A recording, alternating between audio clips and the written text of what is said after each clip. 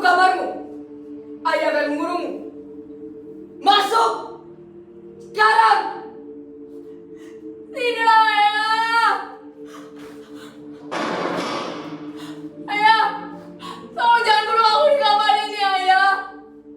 Tolong buka pintunya, Ayah! Jangan sakiti Kang Suta, Ayah! Ya Tuhan! Aku harus bagaimana sekarang? Apa yang akan Ayah lakukan pada Kang Suta di luar sana?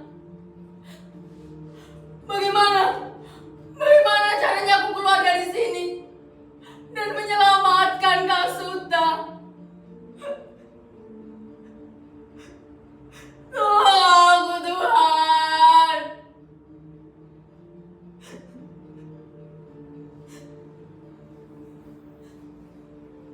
Kalian pasti bertanya-tanya kan? Siapa aku? Dan mengapa yang mengurungku di kamar ini? Baiklah, akan aku ceritakan kisahnya.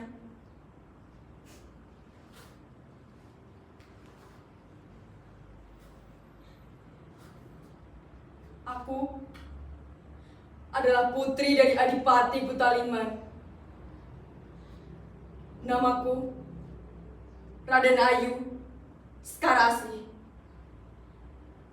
Aku dikurung di sini bukan karena habis berbuat onar ataupun nakal, tapi karena lelaki yang kucintai baru saja melamarku. Ayah marah besar, tidak terima jika lelaki itu melamarku.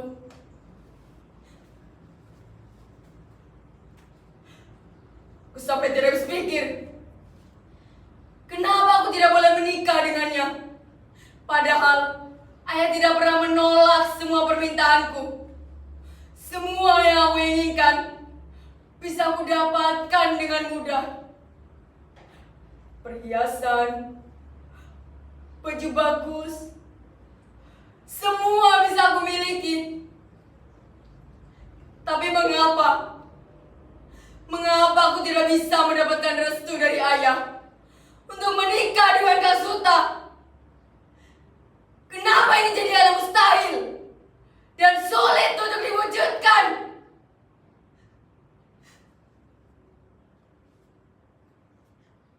Apa katamu? Perbedaan kasta? Memang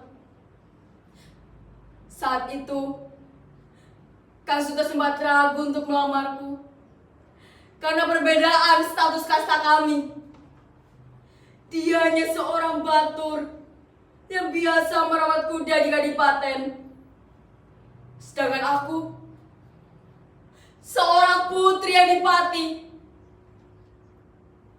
Ya, aku akui, kami memang berbeda status kasta.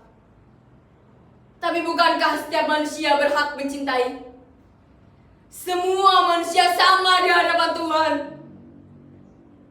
Yang berbeda hanya nasib dan takdir. Bahkan saat kita hadir ke dunia ini, kita tidak bisa memilih akan lahir di keluarga seperti apa, siapa, dan bagaimana mereka. Tadi ayah marah besar ketika Kang Suta menghadap untuk melamarku. Hatiku sedih melihatnya diperlakukan seperti itu. Padahal dia melamarku dengan baik dan sopan.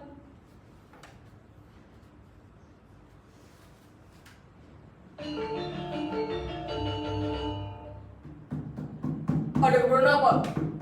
Kalian berdua menghadap.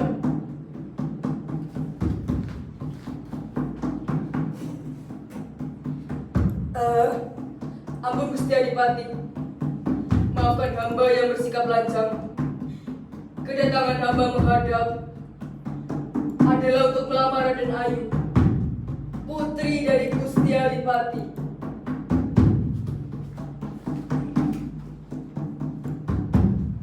Apa katamu? Melamar putriku? Sungguh lancang kau, Suta. Berani sekali kau melamar putriku. Derajatmu itu hanya seorang pesuruh, pelayan.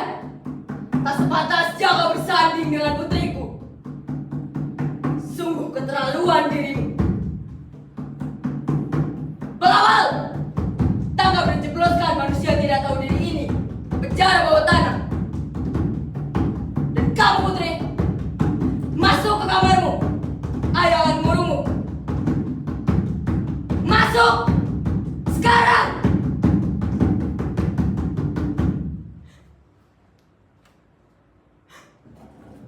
Aku sudah berusaha mohon kepada ayah. Tapi ayah tidak mau mendengarkan penjelasanku.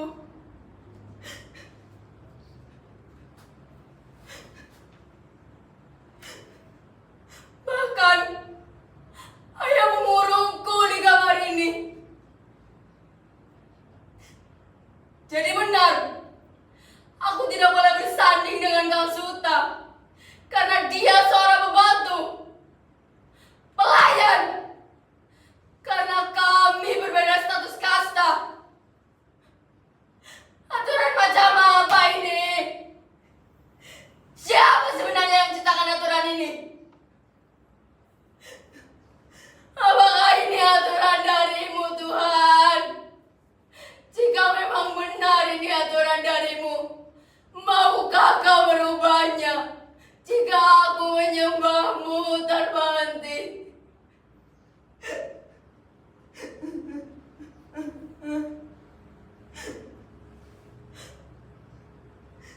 Padahal dia sudah menolongku dari lilitan ular.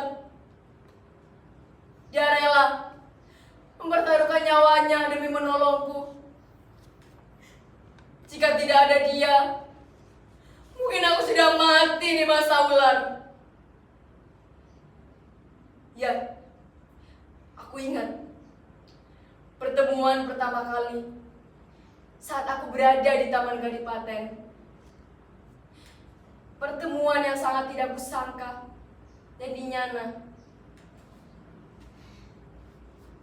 Saat itu, aku sedang berjalan-jalan di Taman Kadipaten, menikmati indahnya bunga dan tanaman kesukaanku. Aku sangat senang jalan-jalan di taman ini. Hingga tanpa aku sadari, ada bahaya yang sedang mengintaiku dari dekat. Tiba-tiba muncul sesosok ular besar. Dia langsung melilit tubuhku. Tolong! Ayah! Tolong aku! Aku tidak bisa berkutik hingga muncul sesosok lelaki berpostur tinggi. Dia langsung memukul dan membunuh ular itu.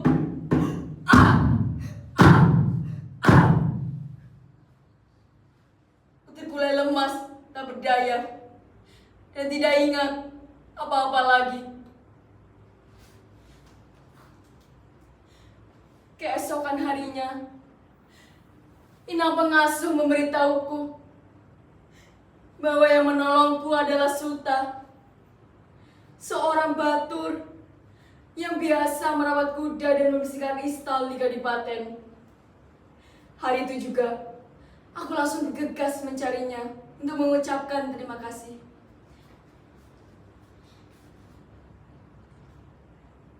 Terima kasih Suta, karena kamu telah menyelamatkan hidupku. Tidak apa-apa Putri, itu kan sudah menjadi tugasku sebagai pelayan ayahmu untuk membantu dan menjagamu. Akhirnya, setelah kejadian itu, kami pun berteman baik. Dia sering menemaniku berkuda, Bahkan berjalan-jalan di Taman Kadipaten. Seiring berjalannya waktu, karena kami selalu bersama, akhirnya timbullah rasa cinta di hatiku untuk Kang Suta. Dia bukan tipe lelaki yang pernah aku kenal, yang licik dengan pernikahan politis untuk mempertahankan kekuasaan. Dia bukan tipikal yang seperti itu. Dia sangat sederhana dan jujur. Tidak seperti lelaki yang kayu jodohkan. Bahkan aku bisa langsung tahu ketika aku melihat wajahnya. Dia pasti tidak cukup hanya dengan satu perempuan saja. Mana sudi aku menikah dengan lelaki seperti itu. Namun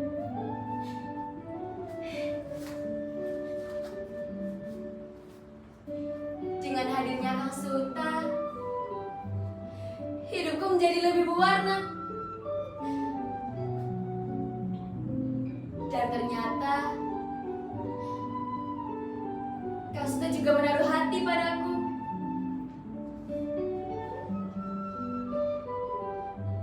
Akhirnya kami pun menjalin asmara.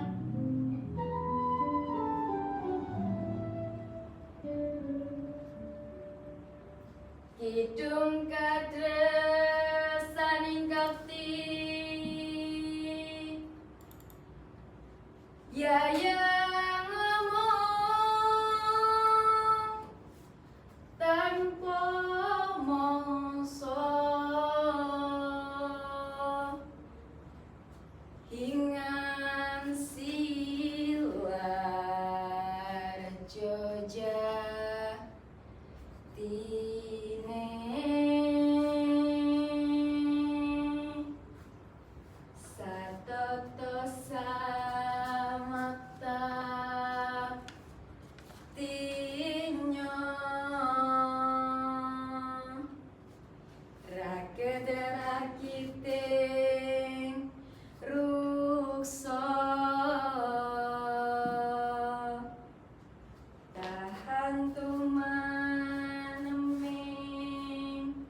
siku karasusa kekas serakat.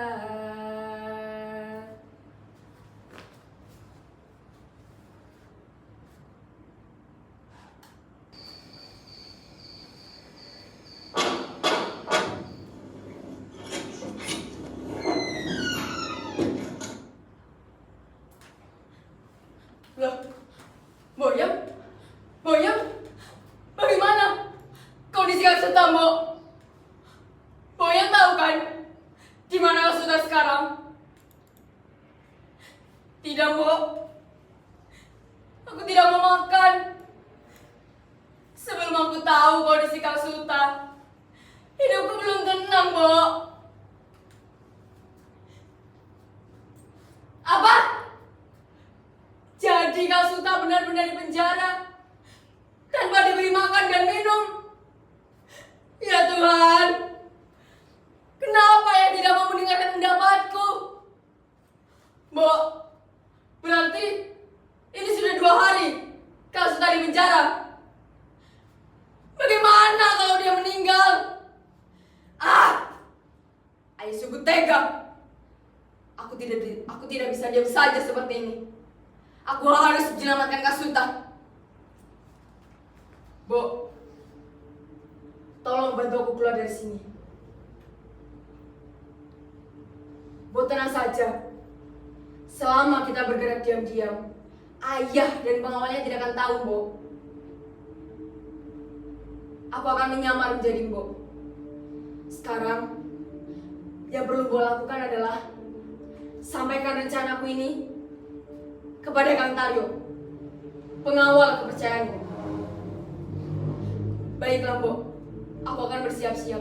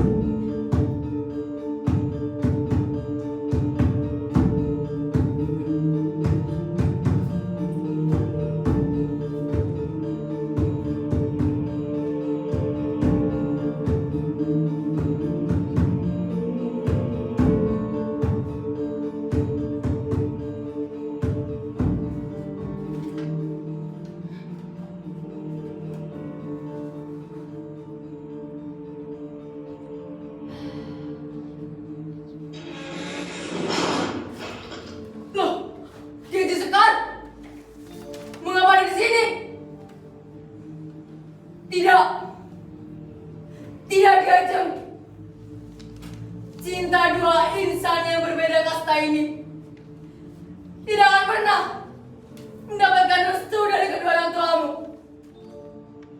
Jadi, pergilah, tinggalkan aku sendiri.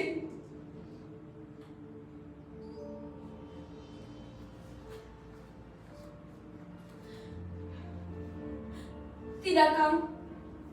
Aku tidak akan menyerah. Sekarang juga kita minggat dari Kadipaten, Kang. Aku sudah menyiapkan kuda di taman. Ayo, Kang, ikutlah bersamaku. Raihlah tanganku, Kang. Ayo, Kang, cepat.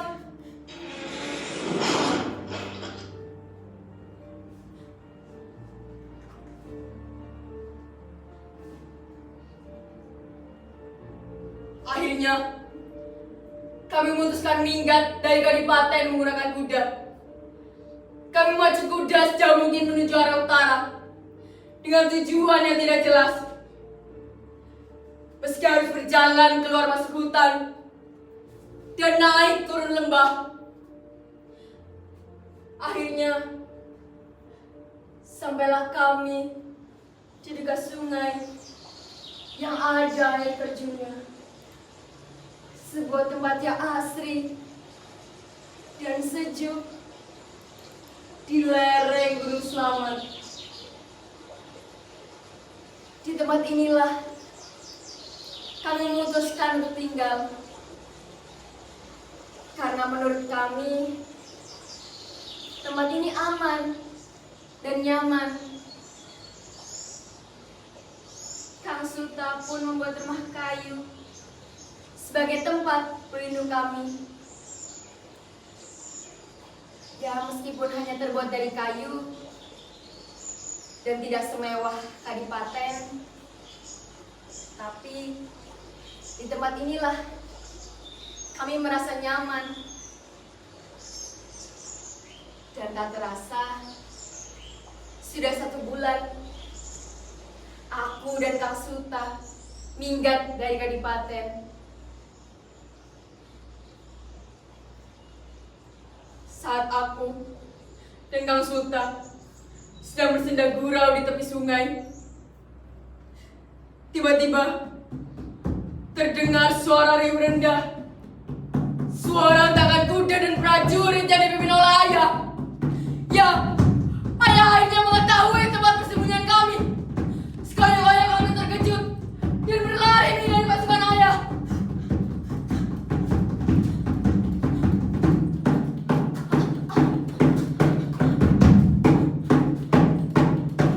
Kami kalah cepat. Kang Suta diseret dan dipukuli tanpa ampun. Lalu tanpa aba-aba, ayah langsung menghunuskan pedangnya ke jantung Kang Suta.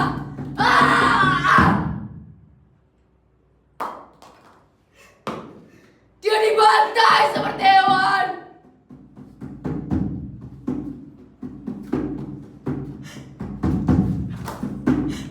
Kang Suta!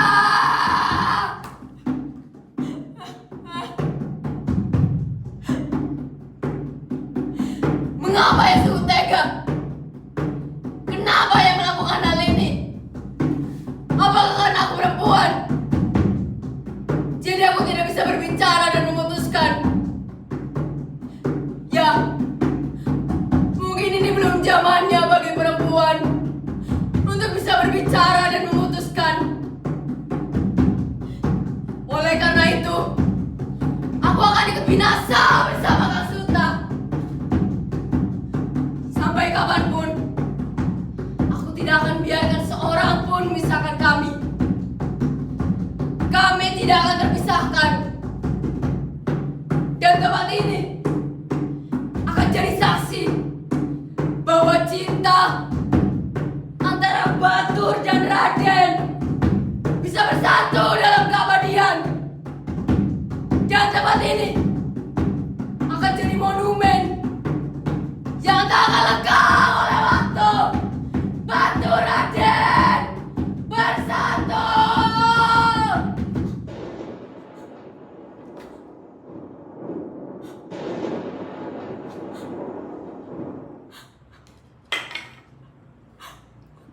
Suta, kau tidak akan membiarkan seorang pun memisahkan kami.